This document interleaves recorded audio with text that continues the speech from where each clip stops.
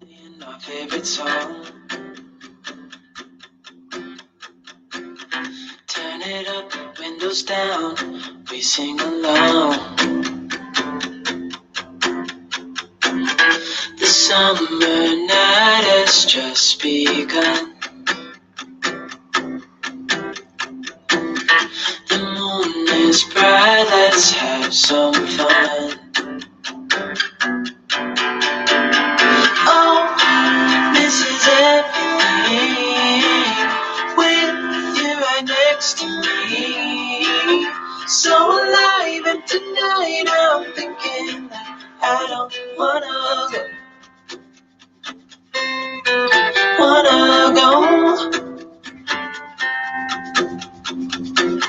Calling sick in the morning, baby, don't leave.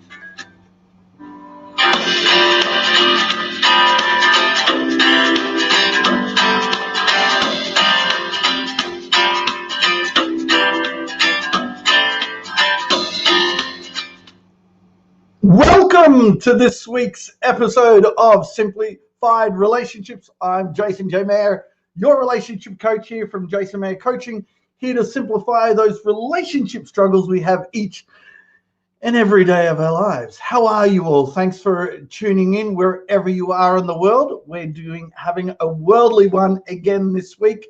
We're going to be having someone joining me in a few moments from the way over the other side, over in Germany, a wonderful person. So I will bring her on in a moment. How are you doing today, this morning, afternoon, wherever you are? Yes, it's 8 a.m. here in Australia or 7 a.m. in some areas.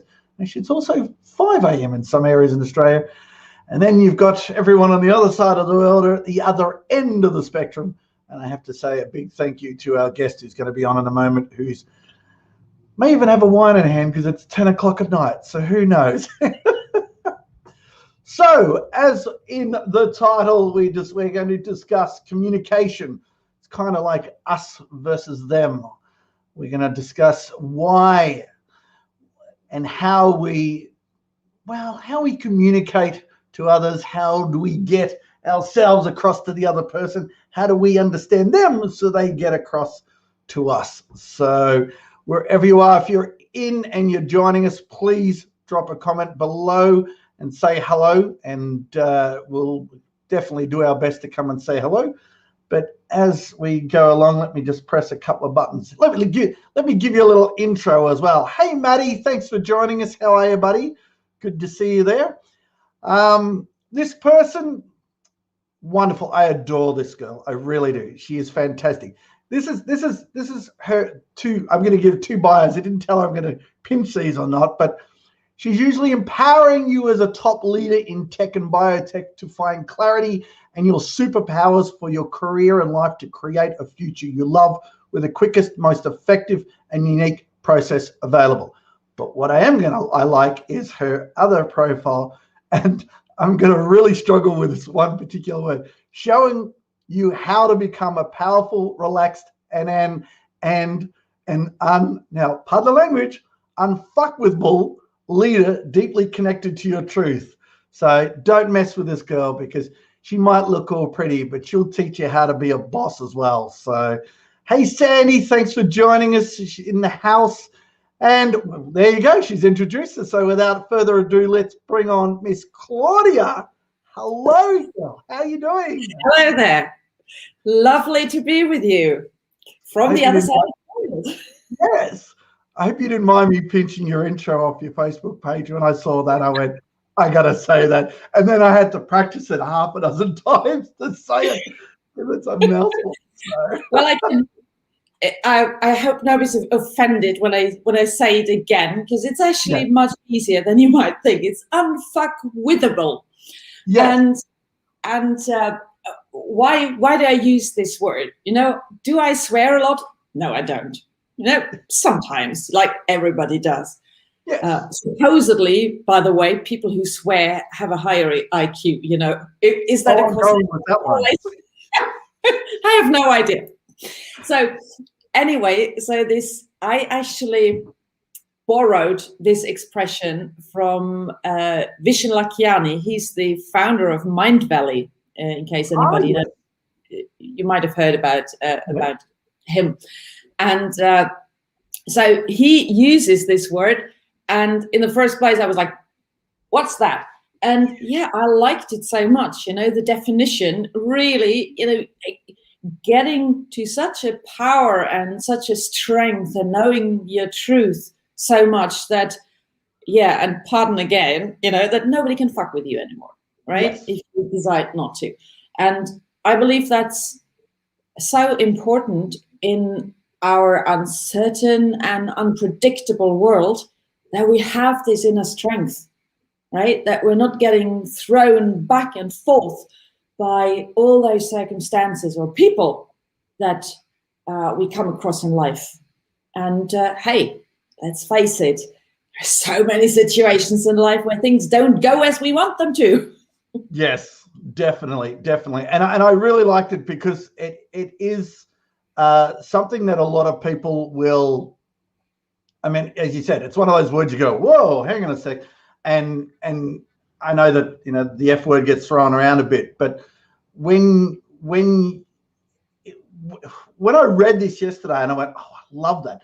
And the main reason, because, part of what we talked about, we're going to discuss today is communication. And sometimes you've got to get to a point in life where you've got to stop, and pardon the language, people, there's going to be a little bit of language in this episode, but the thing is, you've got to get to a point in life. And why is it sad that we can let people treat us a certain way?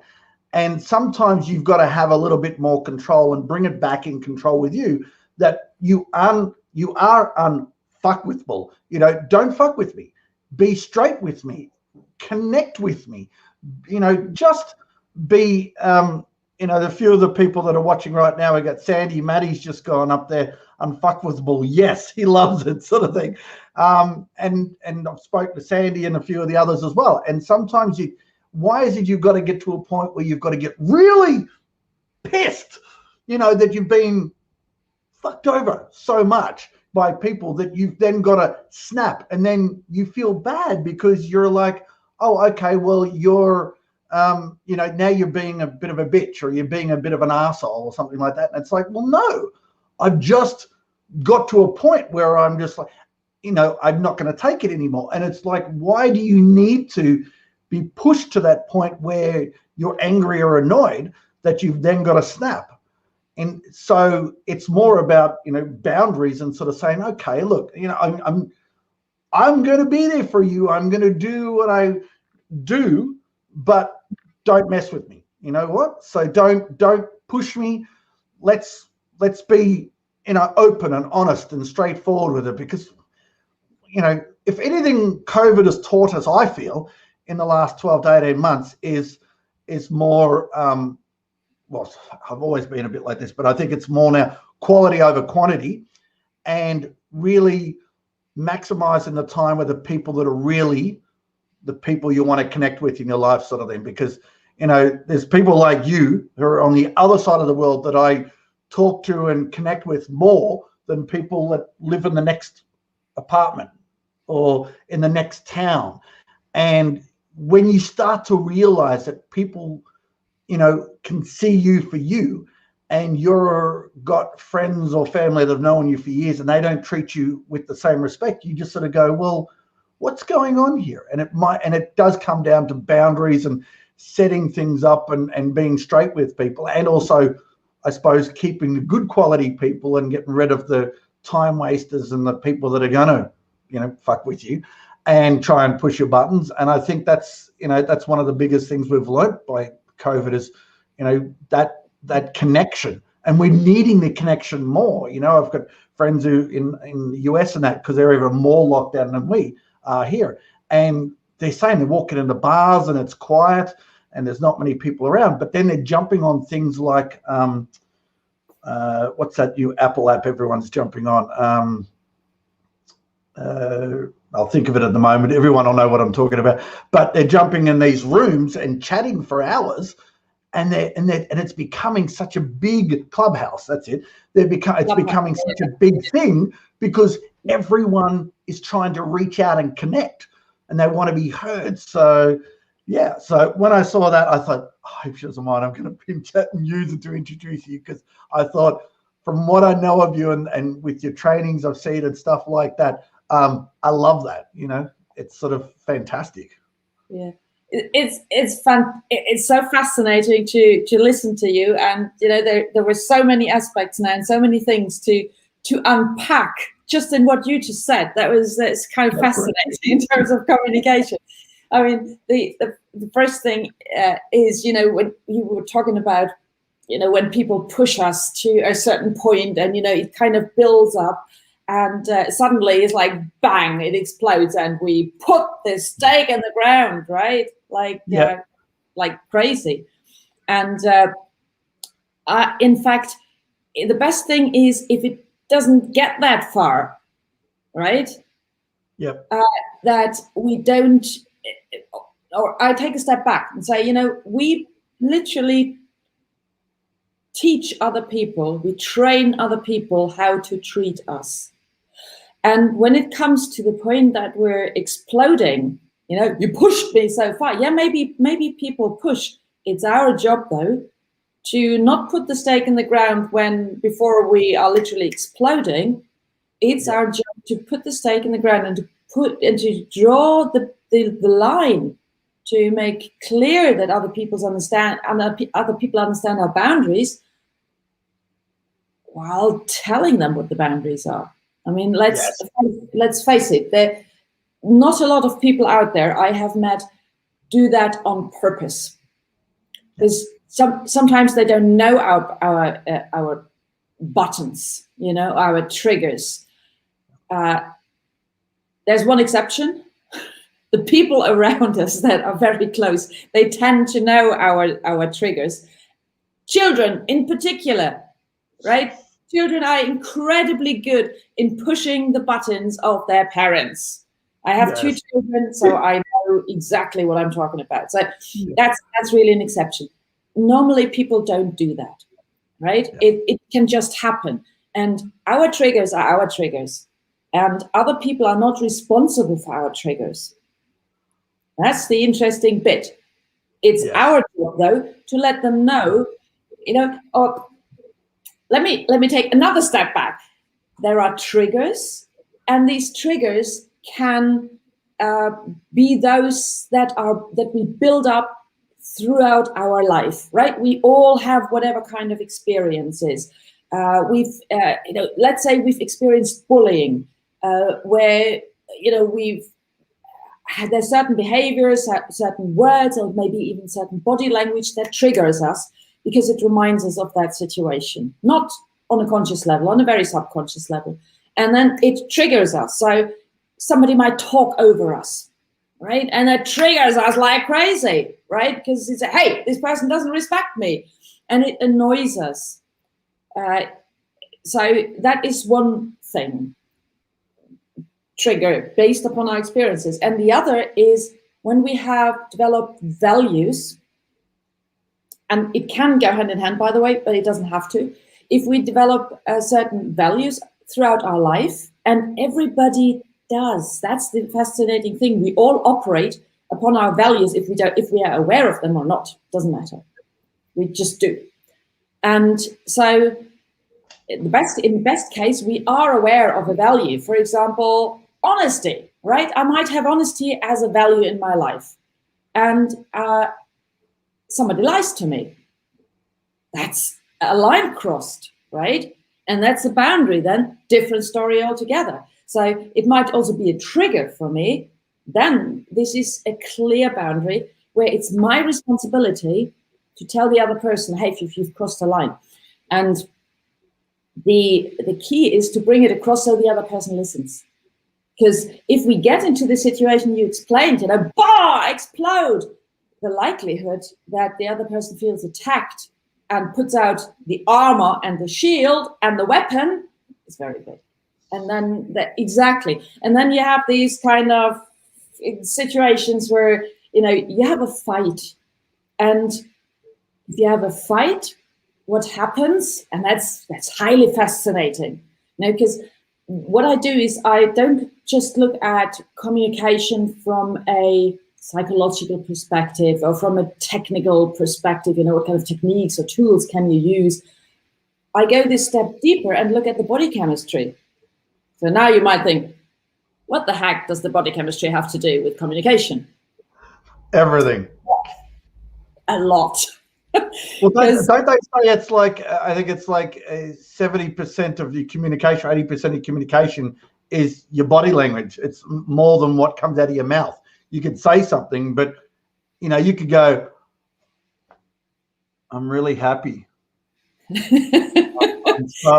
I'm so happy to be here and love you. I'm really so excited.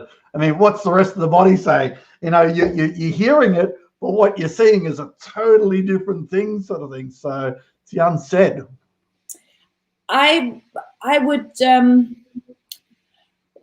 put a bit of question mark on the 70%. The body language is very important, though. What I'm talking about is what actually goes on inside the body. So yes. Really the body chemistry. Because when we feel stressed, meaning when somebody pushes a button, we get these unwanted emotions, right? I mean, there are positive triggers as well. Let's talk about the unwanted ones. And this is where communication goes pear-shaped.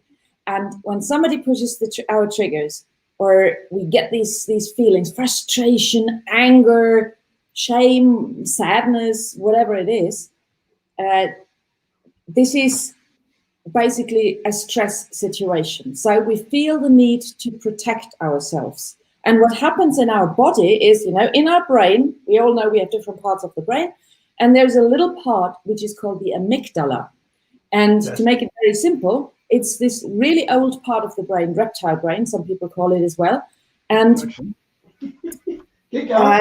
this is responsible for a response which I call the triple F response. So the fight or freeze response. And on a body chemistry level, let's keep it really easy. When we feel threatened, and it doesn't have to be the saber-toothed tiger, those don't exist anymore, right? It can be a word, it can be a behavior. We feel threatened and there's cortisol flooding our body. Yes. We are ready to run or to fight or to hide. We're not ready to think anymore. Yes. And that makes communication really difficult. And that is, if we know that, we can deal with it accordingly.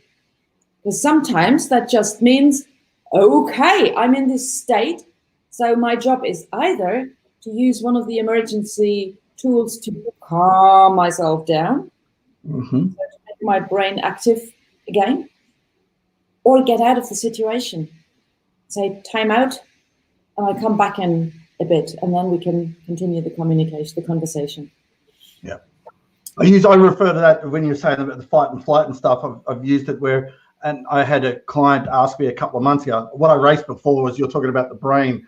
I've actually got a model of the brain I bought years ago because I wanted to see, when we were talking about different things, I got this model that comes in a skeleton and you pull it all out and you can pull it into parts and stuff, but that's what I went to race to get. But I was saying about, someone said, oh, I don't really get this fight or flight. And I went, well, it kind of goes back to like the caveman days. If a caveman, you're out there and you're collecting food and all of a sudden this lion jumps out in front of you, do you sit there and go, because what I've always learned as well is the brain was never created to think correctly, but think quickly. So like if a lion jumps out at you, you don't sit there and go, well, hang on a sec, stop there, flight. Now, can I make it over to that tree and up that tree from the lions coming that distance, or could I make it back to the cave, or should I just roll into a ball? No, the first thing you think is run. So, exactly. And that's where some people are like, oh, okay, so it's either you'll freeze up, because some people will freeze up and go, oh, Jesus, there's a freaking lion there. Others will just run, but you've got to not punish yourself if you don't make a right decision straight away. You know, there's some arguments I know with couples and stuff. They'll go, well, you said this and you said that. And it's like, well, sometimes too, some people will say whatever they say because they're just reacting. It's not the correct answer. They don't sit there and think, why are you screaming at me and telling me I'm this and that? What is an intelligent response? And that's where a big, series of the fight or flight or freeze jumps in as well. I tell you what, yeah, that is, you just, hey, you're giving me just the right trigger points. Yeah, I love it. What you just said, when couples are in this, when they come into the situation, one of the typical situations is blaming, right? One blames the other. You have done this. Why don't you do this? And that creates exactly that response. Whoosh! This brain registers threat, right? Threat, that's dangerous. And that makes it really hard to have a conversation. So, and when you say, so people just react. Yeah, and you know why? Because it's trained. It's not only this fight, flight, freeze response, it's also learned patterns. And that's the fascinating bit about us humans, because the majority of our behavior is not our personality. It's simply habitual behavior. And so we have just trained ourselves to react in a certain way in certain situations and to say certain things. So that was an epiphany for me years ago when I realized that. Just say, hey, brilliant. If it's a habit, I can change it, right? Yeah. So I'm not a victim to whatever kind of, I'm just impatient or I'm just impulsive. No, you're not. Or I'm just a Gemini, or I'm just a Sagittarius, or the moon is in my light, which is sometimes good. No, the majority of our behavior we can really shift. So now, what comes in here is a superpower. And that shifts communication big time, totally big time. And this is the power of response. So what do I mean by that? You have any idea? Huh? What do you mean by that? What do I mean by that? Well, what you described just now, there's whatever kind of situation and people react. And this is really pushing button, poof, goes. Like you switch a light on, poof, goes. You switch you push the light switch and normally the light comes on. So this is a reaction. What I'm talking about is a response, because that's deliberate. A reaction goes on in our subconscious. We're not thinking about it anymore. As you said, it's quick. It's instinct. It's habitual. And a response is deliberate.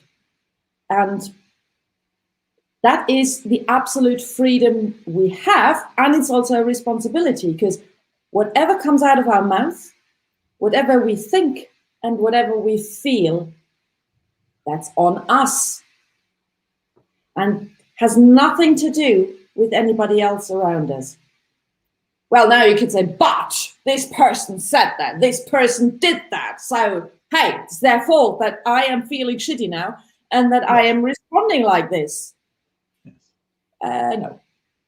There's the difference between a cause and a trigger. So this person might have triggered this, and this is why it's so important to know our own triggers. What really pushes me out of my peace, what pushes me out of being happy. What triggers these unwanted emotions or these reactions which are not beneficial for me or for us. Let's face it, when we get into this kind of dynamic, relationships, or it doesn't matter if it's romantic relationships or if it's relationships with people we deal with on a regular basis, what we develop is these dynamics. They just happen, and now we look back and say, we did it again. Same dynamic that we that we had last week, the same dynamic that we always have. You say this, I say dop. You can basically already predict how the conversation goes. So now, power of response means, yes, I might be triggered, and yes, I can hit the brakes. Or I call it the slow motion button. No, when we have the awareness, trigger, there's a red light going on. There was a trigger. And then pops, I push my slow motion button. Okay, what am I thinking now? What I'm interpreting? What kind of meaning do I give what the other person just said? Yes. And what kind of emotion does that trigger? Oh, I already feel I'm frustrated or I'm really furious about this person. Okay, registered.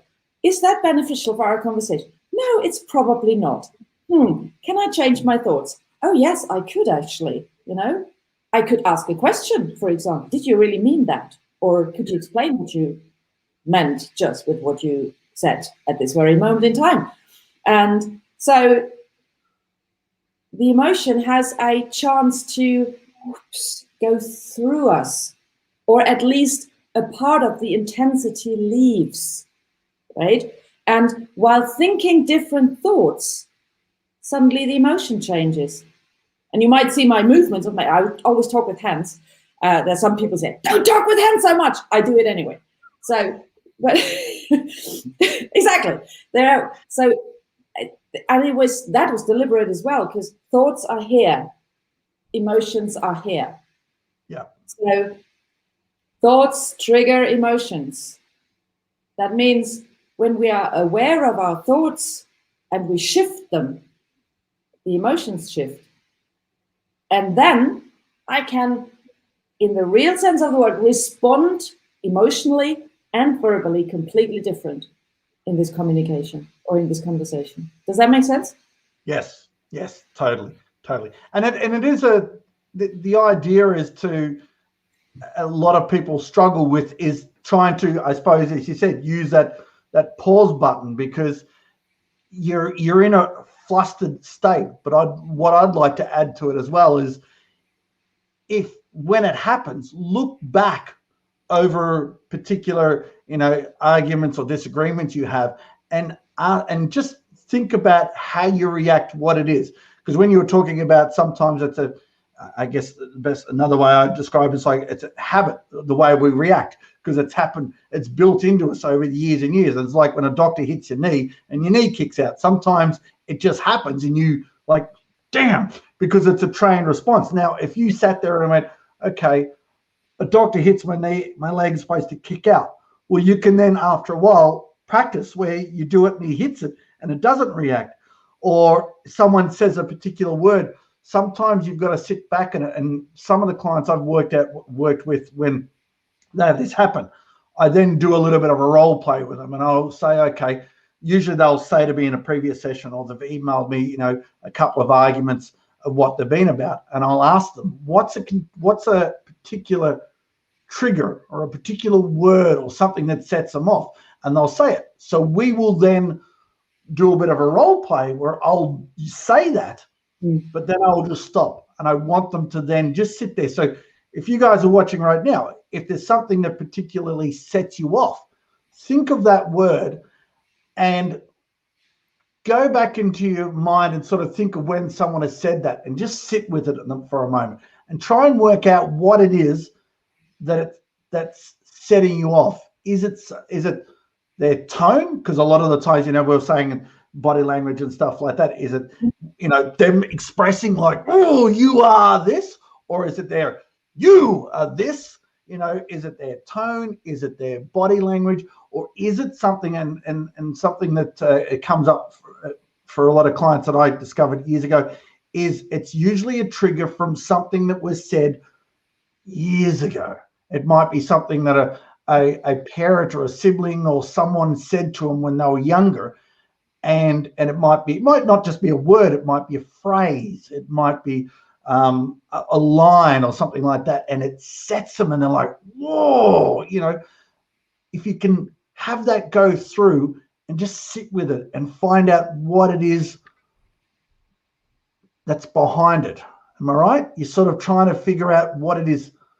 And that way, then you can sort of, you get to a point then when, if you can understand what it is that sets you off and maybe even practice it a bit and play with it a bit. I know there's a little strategy I've done with a couple of clients where I've been able to do something where when they hear it now, they actually laugh at it. It actually makes them laugh, which is not always a good thing if it's in an argument and they start laughing when this person's there. But it's better than reacting to it and getting all fired up or getting angry about it or getting upset about it. It's just reframing and sort of giving it a little bit of a different meaning. But it helps. And if you can understand what it is, because a lot of struggles, as we say in the title, it's us against them, we do get into a point where we're trying, and I know a lot of your trainings of like from working in businesses and stuff like that, isn't it? And staff and leaders and stuff like that. Sorry, I didn't get you. I was going to get you to introduce and say what you did as well, but we'll go into that in a moment. But it that way you could say that my boss does this or this person does this, but if you're able to, you can't control them, but it's about what you can do to control you and how you react to certain things. Am I right? That's totally right. And this is why I call it a superpower, because if we take this power back and we control and determine what's going on inside of us. So, I mean, communication is often defined as from here to another person. Communication starts here, inside of us. Before it even gets out. Exactly. How we talk to ourselves. So our thoughts, that's already communication with ourselves. And this is this immense superpower. So as soon as I am empowered and I'm aware of the fact that I am not the victim of anybody else, I am not the victim of circumstances, and I can take this power back, that's incredible. That can change lives. And you're absolutely right about these triggers. I was just working with somebody this week, and that was also a situation in an organization, and she was basically triggered by somebody just raising her eyebrows, right? So kind of pulling a funny face. Yeah. What are you trying to say? What do you mean by that? What's going on? Totally. So I asked her, so what's happening then? And she said, I'm really closing down. I said, okay, why are you closing down? What's happening? What do you think? What are you feeling? That's the big point. What are you thinking? What are you feeling? And she said, in connection with the conversation, I thought, oh, I failed again. And I said, oh, okay. Yeah, and that makes me feel like I haven't done a good job. I'm not enough. I said, And like you said, do you remember where that comes from? And it turned out it came from her childhood, from the family. And so this was so stuck inside of her, this feeling of I'm not enough, I gotta be perfect, right? And we all make mistakes, and somebody then makes a mistake, and we have this feeling, gotta be perfect. Somebody just looks at us funnily, and immediately the whole program just runs. I would say though, and I mean, I love your role play thing. I love that. That's a good idea. I would warn a bit to dig too much. Oh yes, yeah, of course. Yeah. Sometimes it's not even necessary to know where it comes from, and I call it, pardon my language again, I call it cutting through the crap, because sometimes if we just don't know where it's coming from, having endless conversations or digging and remember, not necessary, right? Just we feel something is not beneficial for us, and then we stop it. Simply stop it. It's a bit of a thing in our modern world that we believe we have to go to the bottom of everything. No, we don't. No, sometimes you don't want to either, because that can uncover something you really don't want to uncover either. Often it's totally pointless, right? Yeah. If I do something that's not beneficial for me, stop it. Yeah. and shift it. Find another way that feels better and that is more beneficial. And that's the same in communication and thoughts. So self-talk and communication externally. Yes, totally agree. Totally agree. Sorry, I just had to adjust something then, so it didn't collapse. So no, it is, and that's where a lot of people, Flavia's just put up react to act sort of thing. So yeah, it's a good way to sort of look at it as well. Victim mindset, exactly. And the thing with these days, we're finding a lot of people, and I guess I think it happens in every country, but I mean, people getting offended so easy about things, you know. It's about, oh, I'm offended by this and I'm offended by that. And I'm like, okay, well, are you really offended, or is it because you just don't like something, or you don't like somebody saying something? It's getting, you can't, I suppose if you're trying to do what we're talking about right now, you've got to get an understanding of, is it them or is it me?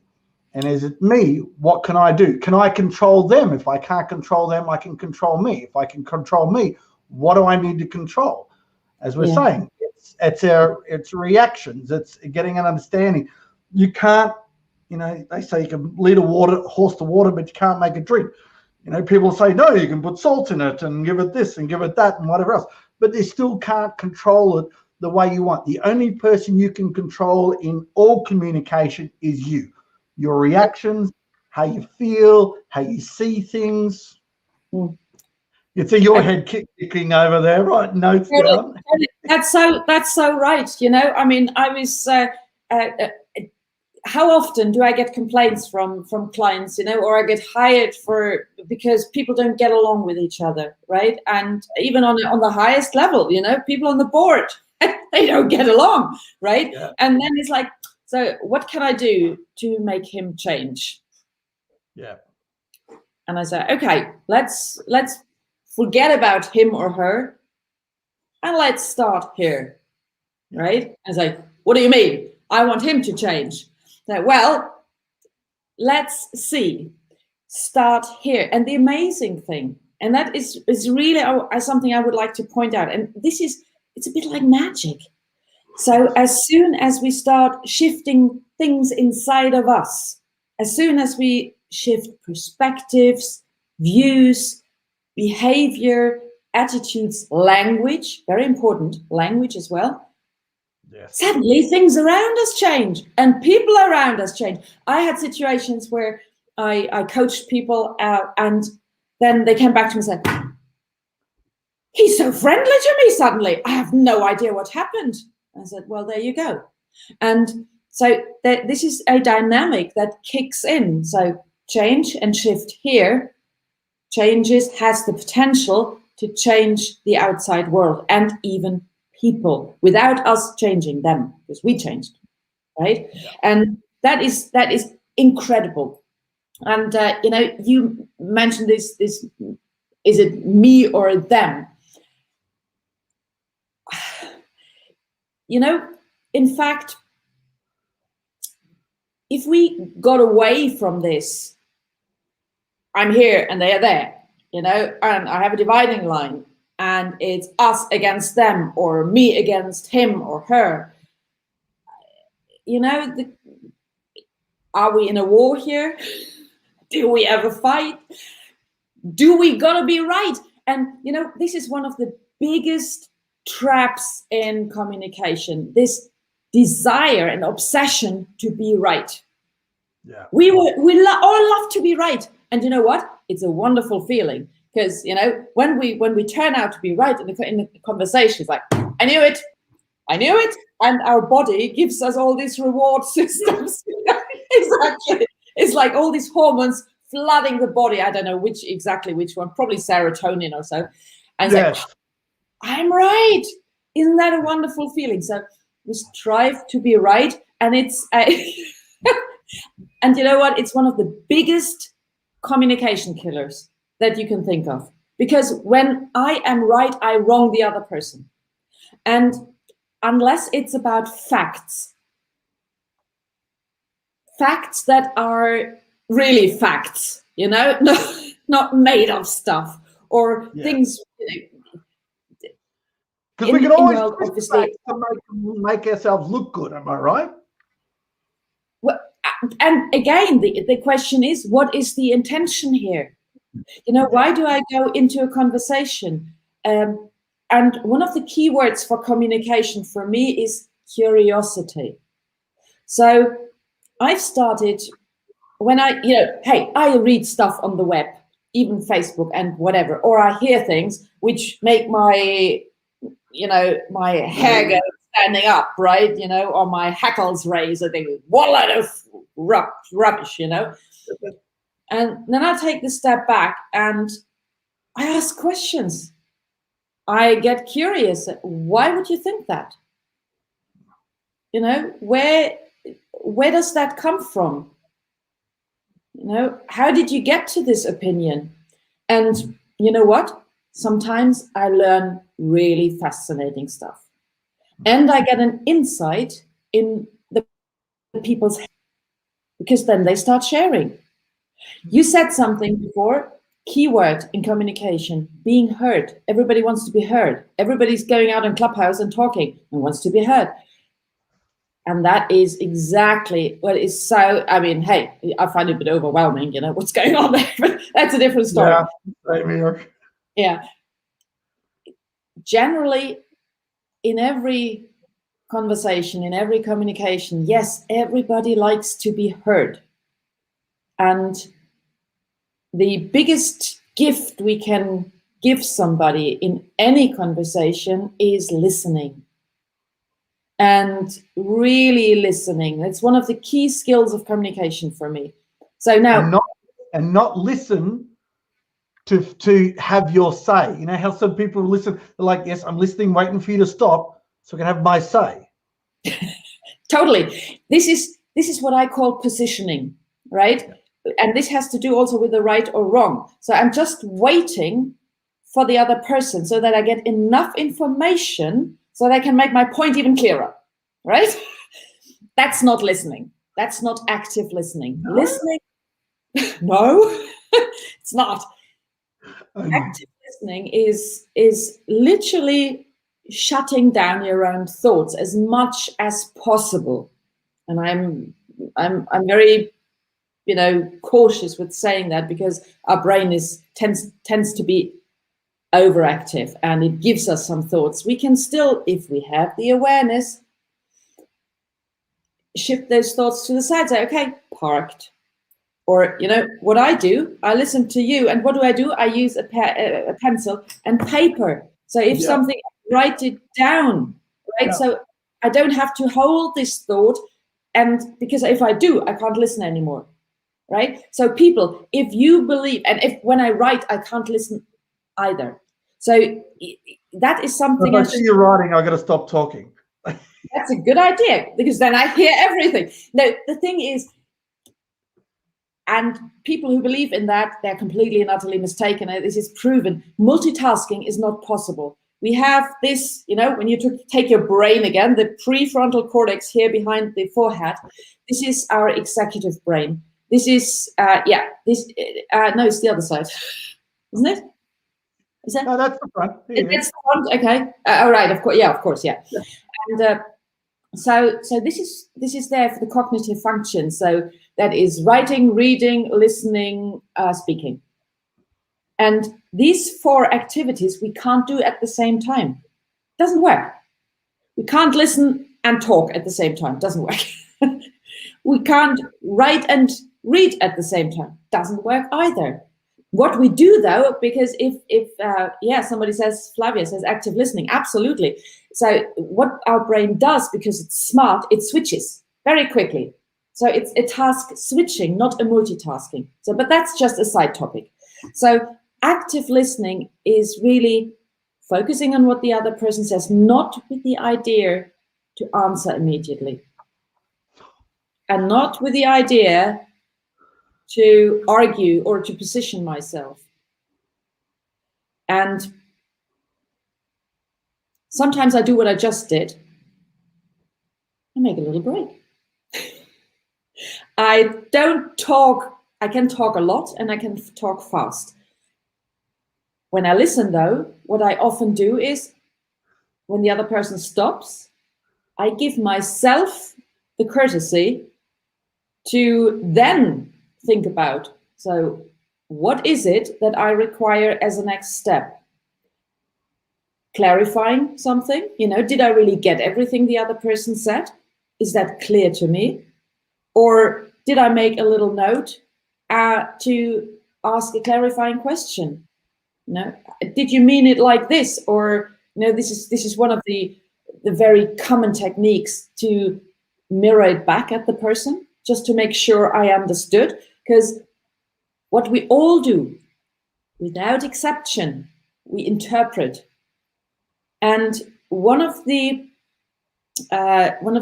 huge things or blind spots in communication is to believe that the message or that the meaning is determined by the speaker. It's not, because the meaning of what's being said is determined by the listener. So I put my meaning in it, I put my interpretation on it based upon where I am. And so it's incredibly important to clarify, and to make sure, did I understand? i.e., did I hear the other person really? And in our very fast-paced world, and particularly in the business world, I can see that very often, and maybe even in relationships sometimes, no, we don't do ourselves this time. We believe we got to be quick, we got to be switched on, we got to be witty, and answer right away. It's not necessary. It's amazing what can come out of an active listening. Totally.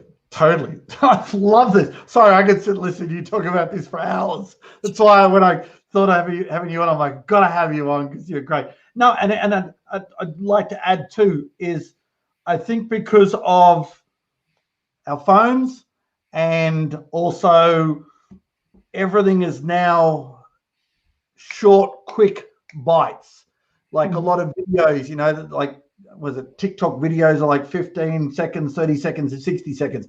YouTube's bringing videos in where they're just quick, short ones. A lot of the other social media. So it's very short attention spans. So you've got to think about what you're going to say and get the message across a lot clearer. But if you're going to do that, you also got to, deactivate the brain and just, sorry, but shut the hell up and listen, and that's, I think, one of the biggest things we can do for ourselves is, and sometimes you're saying, were you saying something before? And I just thought, that's fantastic. But at the same time, some people struggle to focus and listen attentively, because I think it was when you're talking about within a workplace, because you're also thinking, okay, well, I'm listening to it, but I also have this project I've got to go and get finished really soon, and I'm going to do this. And all of a sudden your brains are switching on and it's coming up with other ideas. And it's, I suppose, the question I'm going to ask you, being the woman you are, you've dealt with leadership and businesses for years and so forth. What do you say to someone who is struggling where they want to listen more, or they want to be a better communicator? Is it meditation? Is it, someone recently say that a doctor said they need to take medication because they needed to slow their brain down because their brain was too busy. What do you see in not just in the industry, but what have you seen in the past that's worked really well to help people communicate and be able to sit back and shut up and listen a little bit more and communicate better? There are two words that spring to mind right away. The first is connection. Connection with self in the very first place.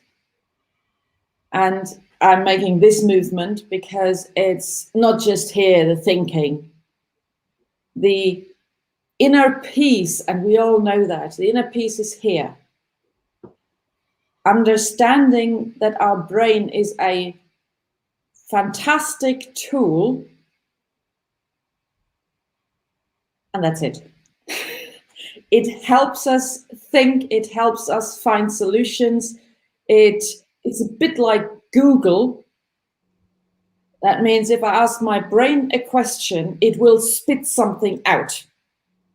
Like if I now say, don't think about tigers, what does your brain do? Exactly. Tiger. So there we go. Quick, efficient, tiger. Yeah. And that's the job of our brain. And that's it. So we master the brain. The brain doesn't master us. And that's important to know. And that we will only find if we really find a connection to ourselves. Whatever we define as ourselves. If we say the core, the soul, the essence, doesn't matter. Different people have different names for it. So that is the first part. And yeah, it can be done through meditation. Doesn't have to be. There are numerous techniques.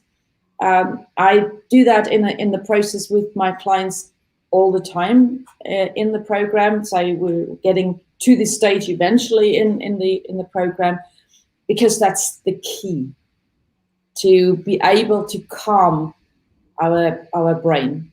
Again, it's about empowerment, knowing what powers we have, and getting the empowerment of being able to calm this brain down is a huge key. So connection to self, and then connection to the other person from here. And that will enable us also to develop, and that's the second word here, compassion. In the end, if we just spice every conversation with compassion for ourselves and for the other person. Hey, we're all in this together, right? We're all just trying to survive. We're all just trying to get through the day the best we can, each and every day. Exactly. And you know what? We all have our struggles. We're all human. And when we get to this point, to this connection, I bet you can embrace other people, even if what you consider the biggest BS coming out of their mouth, you look at them differently, and you will listen to them more attentively and or with more attention. And you might still disagree with them. You might ask questions and still disagree with them. That's fine. It doesn't change who you are. Doesn't change them. You're not them. I've got a little thing I do where I am me, you are you. We are not the same. You have your own thoughts and your own beliefs, and I'm listening to that. Doesn't mean I have to agree. And if you don't agree, it doesn't mean you have to hate each other, or you're a piece of crap. I don't like you because your thoughts are different to my thoughts. Sometimes you just got to go, okay, that's interesting. I think differently, but I'm willing to hear what you have to say, But at the end of the day, as Flavia said, don't judge them. You're trying to connect with them, but what are you connecting with within yourself? And that's the first part. If we are not aligned with ourselves, and I guess this is probably the big headline here in communicate. I mean, I even have a program that's called Communicate to Connect. Because the idea is not us versus them. It's us, right? We're all humans, and we might have different opinions, and still we're so much better if we are co-creating instead of positioning. If we're aligning instead of fighting, right? And if we're finding a common ground, and there will always be some common ground. And quite honestly, depending on the conversation, I mean, when you talk about social media, I mean, I read some stuff, and meanwhile I look at it and say, it doesn't matter. It simply doesn't matter. There's nothing, there's no requirement to say something about it or to it. Different when it's close relationships, when it's people I'm dealing with in the business, when it's people I'm dealing with privately. Communication is the key to relationships. there is this one sentence that I heard some years ago, and that shifted my complete perspective on communication. And this sentence goes like this: the quality of our communication and conversations determines the quality of all of our relationships. So I said that to somebody and said, no, you can't say all. This is so exclusive. And I said, yeah, because it is. That's just how it is. I don't care what your marketing stuff says. This is the truth. Yeah. It's not, people were coming to me and say, hey, but I have such a great relationship. So the conversations flow. I said, yeah, of course. It is the other way around, though. If you strive to build a good relationship with somebody, do it through communication. Make sure your communication goes well. Make sure you're not falling into the traps of communication. Make sure you know the blind spots. Be sure you're aware of the power of words, right? In the very beginning of our conversation, you said something, about setting a boundary. And you said, you could possibly say to somebody, I'm always there for you, but I got to draw a line here. Yeah. And there is this word, for example, which is a killer word. There are many killer words in our language, and you might already know what it is. It's the but. If I say to a loved one, for example, I'm always there for you, but I got to draw. Oh, there we go. I love this. What happens?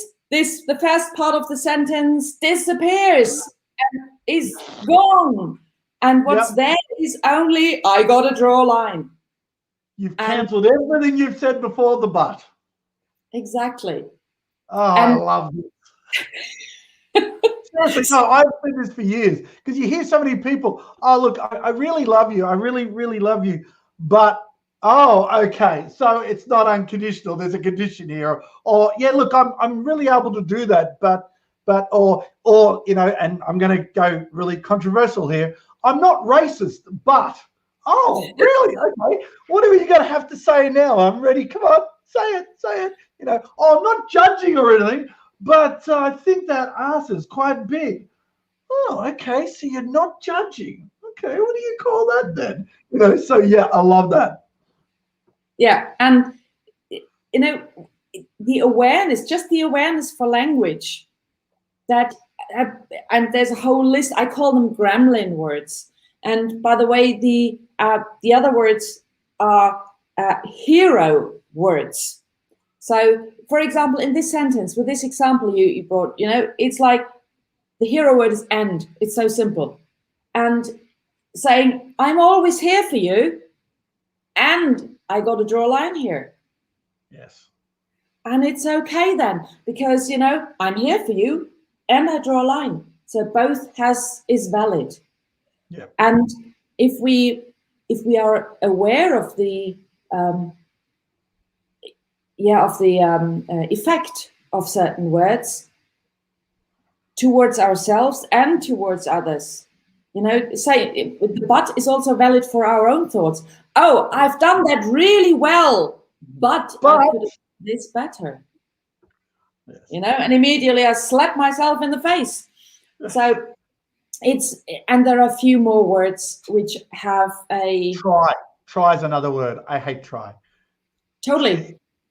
Well, you ask someone, can you do this? Yeah, I'll try to do it. Really? You really don't sound like you're going to do it, eh? You're like, yeah, I'm going to try. All it means, you have to pick up your glass and put it in the sink. I'll try. How hard is not try? You do it or you don't, as Yoda would say. So, yes. Totally. I always use Yoda. And you know what? How you can, if people say, oh, of course I can try. You say, okay, let's play a game here, right? Put one hand on the other. So, want to play with me? Okay. Yep. So, try to lift your upper hand. Well, you don't try. You don't do it. Now you lifted it. So either you lift it or you don't. Yes. So, no, try. Yeah. So that makes it very, very clear, right? There is no try. Yeah, you're right. That's another word. A very good one, in fact, in communication towards ourselves and others is the word should. Should is a horrible word, because what does it do? It wrongs either myself or others. You should have cleaned your room. So it's not, you were wrong. Or if I tell myself, I should eat healthier. Oh, wow, I'm just telling a part of myself off because I'm not doing the thing I'm supposed to do, right? Does that give me a really good feeling? No. So, because then you feel bad, like I should have, but what's Tony Robbins say? Should have, could have, would have, but didn't it? It's like you should all over yourself, sort of thing. He says, so yeah. Yeah. However, if you replace the should with could, how does that feel? If you say to yourself, I could eat healthier, do you notice a difference? Different dynamic change. Yeah. Suddenly an opportunity is there. Yeah, I could, or I could not. It's my choice. Right? Nice. It's not like you should, done something wrong. No, don't hurt me. Yeah. And there's a whole list of these little, supposedly harmless words. This is why I call them Gremlin words, from the Gremlin movie, the really fluffy After midnight, don't feed them water. Don't get away. Exactly. Then they create havoc. And it's the same with those little words. So language has also a major effect on communication and the effect of communication. Because let's face it, it's communication and emotion goes hand in hand all the time. And 100% guarantee. I agree with you fully. And it's a rather complex topic. And my desire is always to make those, or to get more simplicity in those complex topics. Because particularly when it's about communication, we can get drowned in tools, right? There's tons of techniques. And still on this level here, on the emotional level, it doesn't shift anything. Then it's like, oh, somebody tells me to say this or to form a sentence like this. And then it doesn't work. And now, and this is why, coming back to your original question, so what are the main elements, or to listen better, to communicate better? The one is definitely connection, and the next one is compassion. There are more. If we master to those two, half of it is done, right? And based upon this connection that we establish with ourselves and then with others, all those tools anybody has ever learned will be so much more effective. Yeah, because then they come from a different place. They don't come from technique. And I'm using this as a tool and a screwdriver here to influence and to make the other person do something else or react differently. No. We come from a heart-to-heart connection. And that makes a huge difference, if that makes sense. Wow. We've already gone through an hour, and I reckon we could do it for another hour or so. What I want to do to finish up is I want you to briefly, because I'm even keen to hear a little bit more about this, but just talk a little bit, just briefly, if we've got a couple of minutes left, of what you do. And you mentioned you got a program about communication. Tell us about it, because there's a lot of people out there that would be keen to hear about it. And I mean, look, it can't hurt to learn better communication. You never, it's not something you can do and you go, oh, it's a course I'm going to do, but I'm then not going to use it, because it's what we do every day. And if you can fine tune yourself even like 1% or 5% or 10%, it makes you a better person. So can you just give us a little bit of info about that and promote yourself? Yeah, why not? Yeah, I mean, this is it's a program it's a course that's actually currently running in the 8th week, and I say it's running because it is mainly online, and still there are live sessions with the people who are participating in there, because I find it important that I support people on their path on the way, because there's a lot of it's an experiential program. So I go through those 9 modules in 9 weeks, and one is more or less built on the other. So it's not the classic communication course in terms of do this, do that. It's rather, as I said before, communication starts here. It's rather starting with self, starting with getting clarity. Because the clearer we are about ourselves, the more awareness we have ourselves, the clearer our communication will be.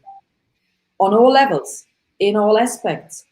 If I know myself, if I know how to connect with myself, if I know what my values are.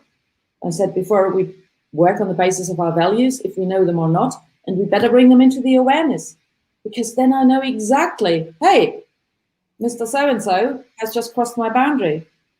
And if I also know how to have difficult conversations, I can use that in a calm, compassionate, and clear way to put the boundary in place. We talk about connection here. We talk about the blind spots in communication. We talk about the major mistakes. We talk about the major competencies. We talk about how to have difficult conversations. This was just this week, or is coming up then the next week. We're talking about how to regulate emotions, because this is so important, right? So this communication course is a lot about at least 50% of what is going on here before we even go out and communicate. Because if it's clear here, if we do the homework here, the rest will be so much easier, right? Yeah. And it closes off with skills that achieve results on a permanent basis. Because for me, generally, when I work with people, it is incredibly important for me that it's sustainable, and that people in the course, in all my programs, it's not like I have thousands of programs, and I'll talk about that in a second. For me, it's important that people experience the stuff. You know, when I just showed you my little exercise here, you know, then you know it. It's you the body understands it, right? Or when I ask you, did you feel a shift in emotion just by swapping a word? Yeah. So you feel it. You don't just understand it, you feel it. Yeah. And that's important for me to include all of us into the path of communication, into the skills of communication. So that's this course, 9 weeks. I'm going to start this course again, probably in fall. So in fall. So after the summer. Yep. Yeah. So whoever's interested, you know, can get in touch with me, and I'm more than happy to explain the framework that's behind. So how did I get to this whole framework of communication? That is that I cut this out and went a bit more into depth out of what I use as a framework for the leaders I work with, which is called personal leadership experience. So generally, I am a personal leadership expert. I have an industry background from IT, so I was in the IT business, in leadership roles, in product marketing and sales for about 30 years. Yes, I'm that old.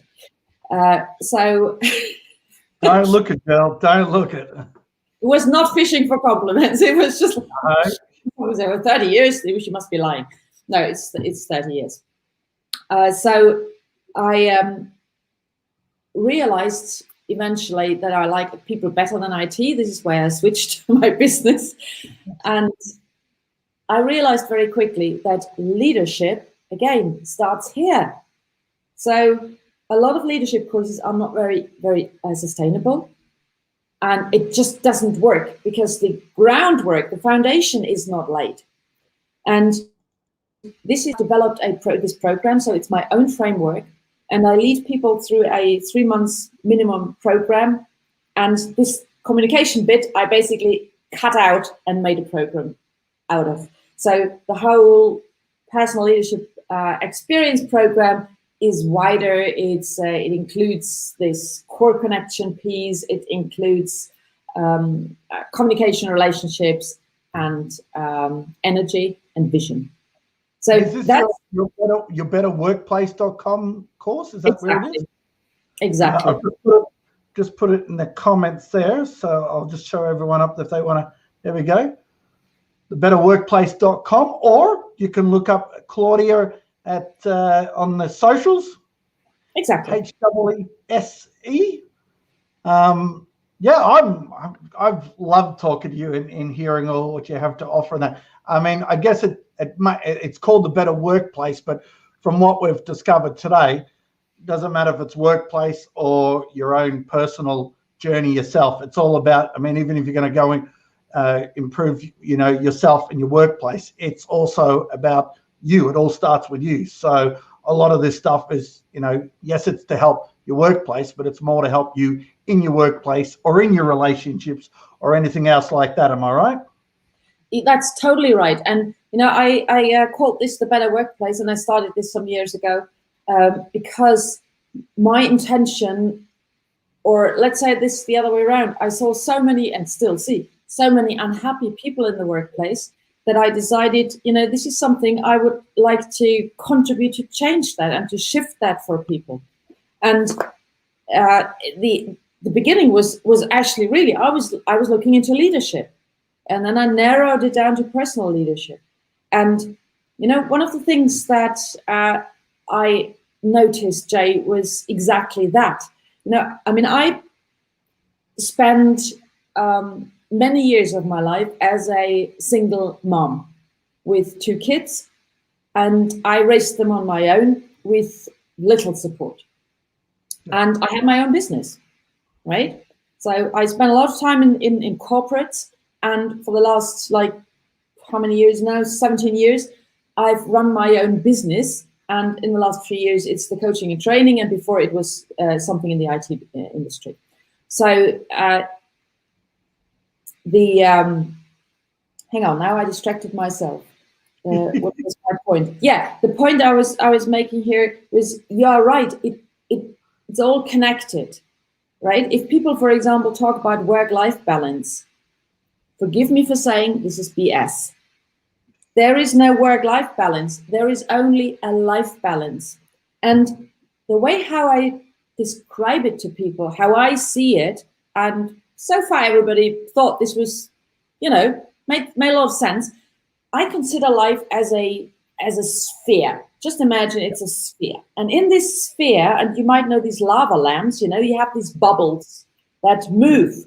So every aspect of our life, be it career, be it finance, be it romance, be it family, be it health, be it social, doesn't matter, is one of those bubbles, right? Yes. And these bubbles, they, depending on the phase of our life, they shift their size. Sometimes maybe the work bubble gets bigger and the family or social bubble gets a bit smaller. And then maybe the family bubble gets bigger and the others get a bit smaller. So it's a constant movement, and to not let it slip out of control. This is why we require a vision for all of it, right? Because it's interdependent, it's all connected.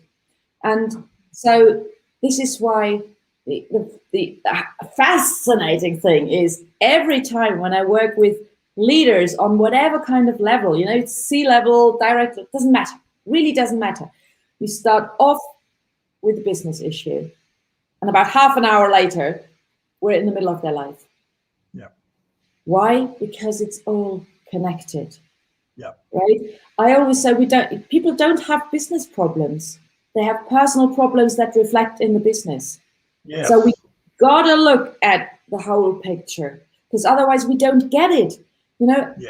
I love business coaches, and yes, I help people too to increase their productivity, because hey, I've got the experience and I know what's happening in the industry.